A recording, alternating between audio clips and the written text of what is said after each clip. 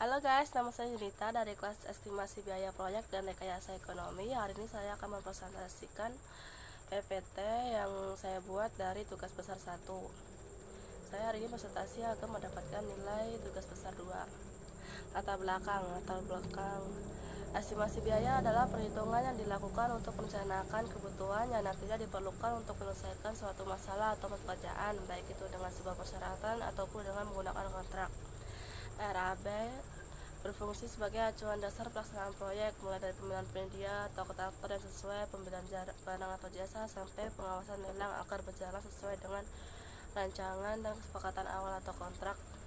Di sini nama proyeknya adalah Rumah Kemuning, lokasi proyek Jalan Karet Pasar Baru, Karet 5, nomor 92 Jakarta. Waktu pelaksanaan sekitar 4 bulan atau 16 minggu. Dengan fungsi proyek adalah rumah tinggal atau tempat tinggal dengan besaran anggaran Rp1.181.192.403. Biaya standar di sini dibagi menjadi 3 bagian, yaitu yang pertama bahan langsung, tenaga kerja langsung, dan biaya overhead. Bahan langsung ini diturunkan dengan mengalihkan jumlah setiap bahan dengan biaya bahan per unit, sedangkan tenaga kerja langsung ini diperoleh dengan mengalihkan jumlah masing-masing tenaga kerja dengan biaya tenaga kerja per jam. Dan biaya overhead ini termasuk biaya overhead tetap dan overhead variabel yang dihitung dengan mengalihkan kuantitas standar dengan tarif standar overhead variabel. Biaya standar dalam proyek ini meliputi biaya pekerjaan tanah, pekerjaan beton, pekerjaan dinding, pekerjaan atap, pekerjaan plafon, pekerjaan lantai, pekerjaan plumbing, pekerjaan kusen, dan pengecatan. Biaya non standar sendiri merupakan biaya yang digunakan untuk pelaksanaan konstruksi fisik standar yang belum ada standarnya, yang mana meliputi pekerjaan persiapan, yaitu perizinan selain IMB, dan pekerjaan elektrikal, utilitas kelistrikan, dan jaringan utilitas. Di sini ada bentuk kurva S yang saya buat.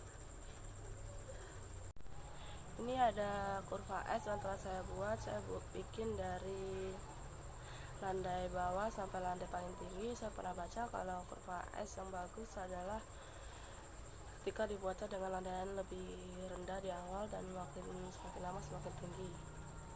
Ini saya membuat kurva ini berdasarkan nilai kumulatif rencana kemajuan pekerjaan per minggu,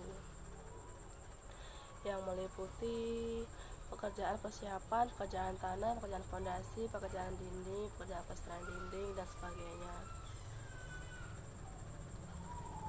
Dan itu juga ada bobot-bobotnya.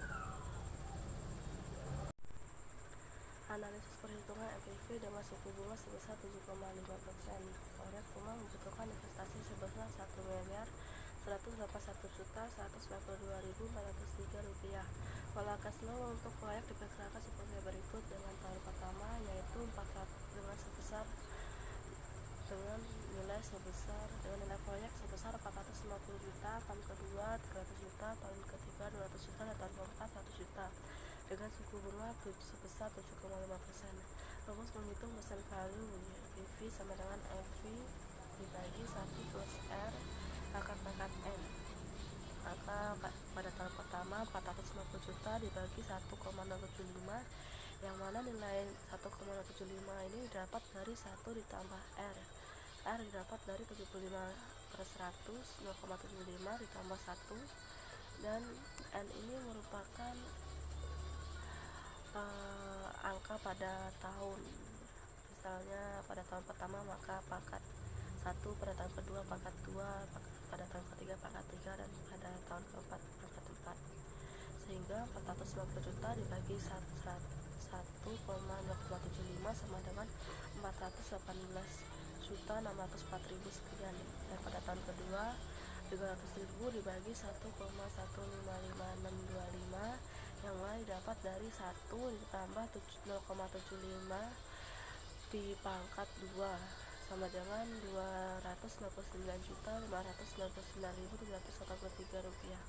Dan pada tahun ketiga yaitu 200 juta dibagi 1,2422965, yang mana didapat dari 1 ditambah 0,75 pangkat 3 sama dengan 160.099.113. rupiah. Dan pada tahun keempat 100 juta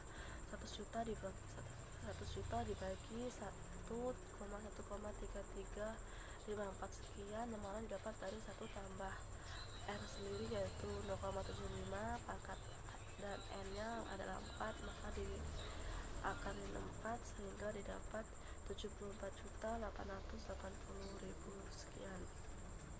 Maka nilai NPV sama dengan di sini nilai RAB saya buat menjadi minus, yaitu 1.181.192.000 ditambah 114.000 juta sekian, yang mana didapat dari percobaan dari nilai tahun pertama sampai tahun keempat, sehingga di sini menghasilkan nilai minus yaitu 267 juta. Di sini NPV jika nilai lebih kecil daripada 0 maka jadilah reject project, yang mana projectnya akan ditolak atau projectnya akan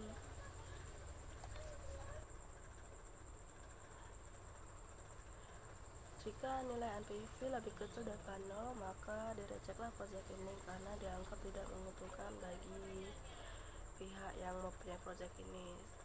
Sedangkan jika nilai NPV lebih besar daripada 0 maka di accept lah project ini atau di accept lah project ini karena akan menguntungkan bagi kita. Dan di sini hasilnya adalah minus 267 juta. Maka di sini adalah projectnya di reject project karena dianggap tidak menguntungkan dan malah takutnya nanti malah makin merugikan pihak-pihak yang lain. Sekian dari saya, kurang lebihnya mohon maaf.